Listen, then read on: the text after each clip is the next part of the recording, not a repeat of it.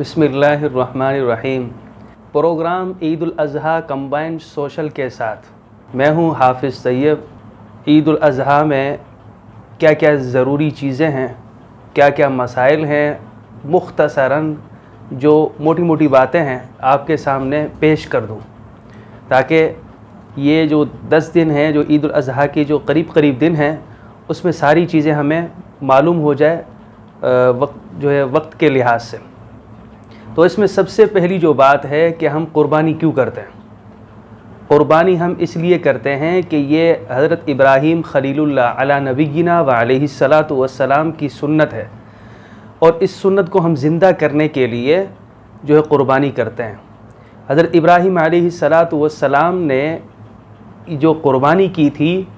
وہ اپنے بیٹے کی قربانی کی تھی، اللہ کو راضی کرنے کے لیے، اللہ کو خوش کرنے کے لیے کہ میرا رب مجھ سے راضی ہو جائے، میرا رب مجھ سے خوش ہو جائے اور میں اللہ کے یہاں سرخرو ہو جاؤں، کامیاب ہو جاؤں۔ اللہ تعالیٰ نے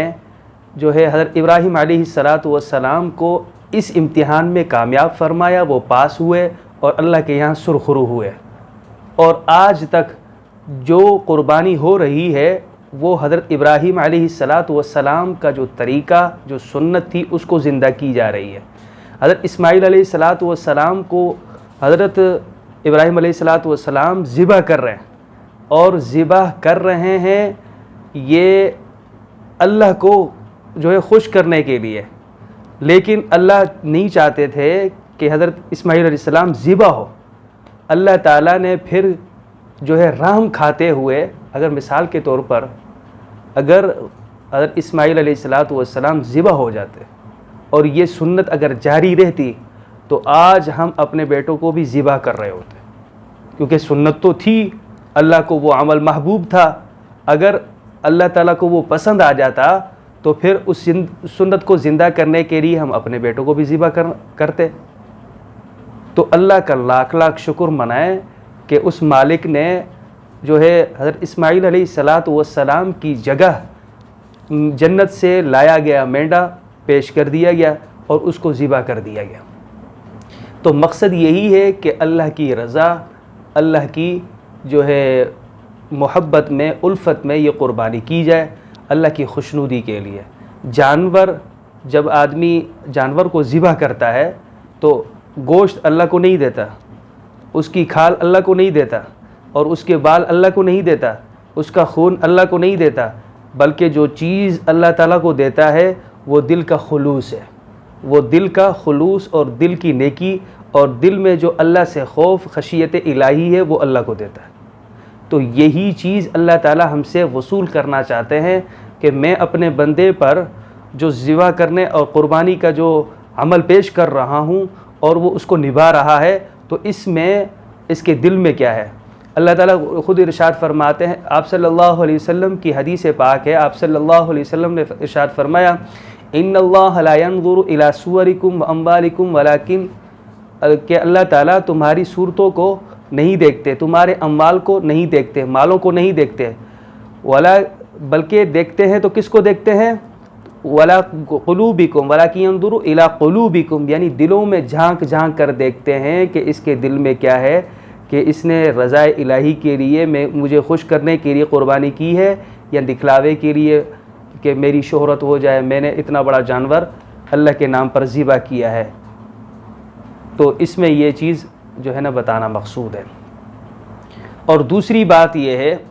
کہ یہ جو ایام چل رہے ہیں ذی الحجہ کے 10 دن، اس میں جو 9 دن آئیں گے، اس میں سب سے پہلے جو چیز ہمیں اختیار کرنی ہے وہ ہم نے صاف صفائی جو بدن کی ہے وہ نہیں کرنی۔ زیر ناف کے بال نہیں کاٹنے، بغلوں کو نہیں چھیڑنا، اور اسی طرح ناخن بھی نہیں کاٹنا۔ ہاں اگر بالفرض ایک آدمی جو ہے پہلے سے اس نے جسم کے جو بال تھے اس نے نہیں کاٹے، اس کے 30 دن ہو گئے تھے،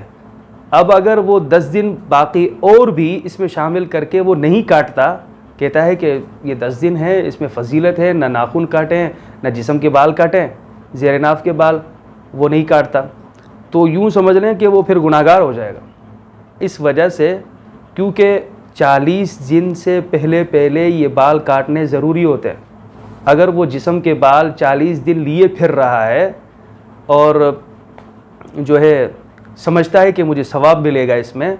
اللہ تعالیٰ خوش ہو جائیں گے، مستحب عمل ہے، تو وہ غلطی کر رہا ہے۔ ہاں، ایک آدمی جو ہے جو جسم کے بال کاٹتا رہتا ہے ہفتے 2 ہفتے، اپنا ایک جو ہے اس نے جو ہے طریقہ کار رکھا ہوا ہے، تو پھر اگر 10 دن جو آ رہے ہیں 9 دن آ رہے ہیں اس میں وہ نہیں کاٹتا، تو یہ شخص جو ہے اس سنت پر عمل کر سکتا ہے اور اپنے بال بھی نہ کاٹے، ناخن بھی نہ کاٹے، اور جو ہے اپنی صاف صفائی بھی اتنی خاص نہ کرے۔ یہ کس لیے کی جاتی ہے؟ اس کو جو قربانی کر رہا ہے اس کو یہ حکم کیوں دیا جا رہا ہے؟ اس لیے حکم دیا جا رہا ہے تاکہ یہ بھی حاجیوں کے ساتھ مشابہت اختیار کر لیں ان کے ساتھ، کیونکہ وہ بھی اللہ کے لیے میدان عرفات میں چل پڑتے ہیں، مزدلفہ میں، منی میں اللہ کو راضی کرنے کے لیے دعائیں مانگ رہے ہوتے، نہ پھر وہ خوشبو لگاتے ہیں، نہ اچھے کپڑے پہنتے ہیں، بلکہ ننگے سر اور بدن سے کپڑے اتار کر صرف 2 چادروں میں چل رہے ہوتے ہیں اور ان کو خوشبو لگانے کی بھی اجازت نہیں ہوتی۔ تو اس جو طریقے کو جو ہے ہمیں بھی تھوڑا سا اختیار کرنا، یہ شرعاً ہمیں بھی حکم دیا جاتا ہے تاکہ تم بھی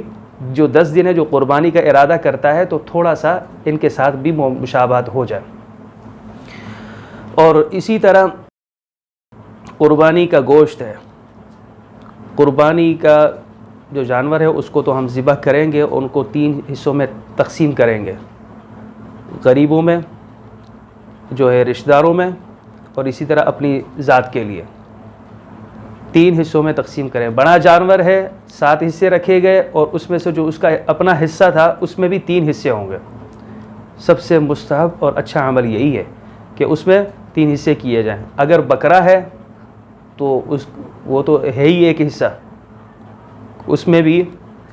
اگر 3 حصے کر لے تو بہتر ہے، اگر نہیں کرتا تو اس کی اپنی مرضی ہے، زور زبردستی نہیں ہے۔